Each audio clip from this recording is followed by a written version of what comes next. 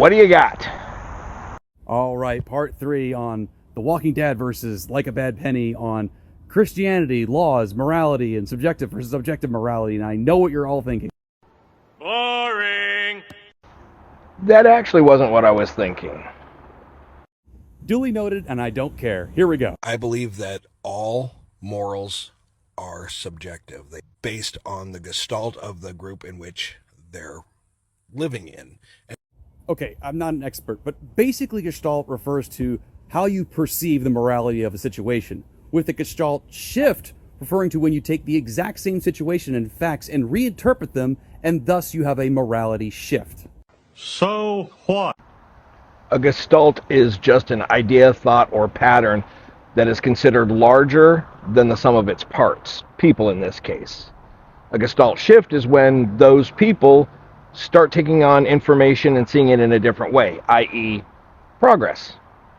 So the point is, whose Gestalt are we supposed to use? Whose perception of morality is supposed to be the basis of laws in our country? Because if we have no objective standards, what's to stop me from saying, hey, your assessment that Christian morality sucks is your own subjective opinion, and therefore... Okay, this was just an interruption, a small critique, because this is a call to authority, but it's also an assumption fallacy because you're using the Bible as your authority, and it's the authority that's in question, and you haven't validated that yet.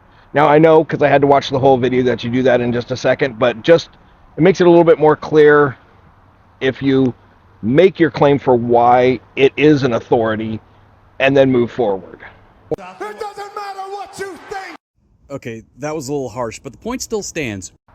Another small critique, those sound bites, they are great as a way to intimidate somebody on like a podcast debate.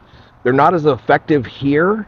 They can add something to a video, but too many of them becomes distracting. So I'd recommend just pulling it back just a tiny bit. So that's just as somebody who has done this for a while and has an account with 162,000 followers. What do I know?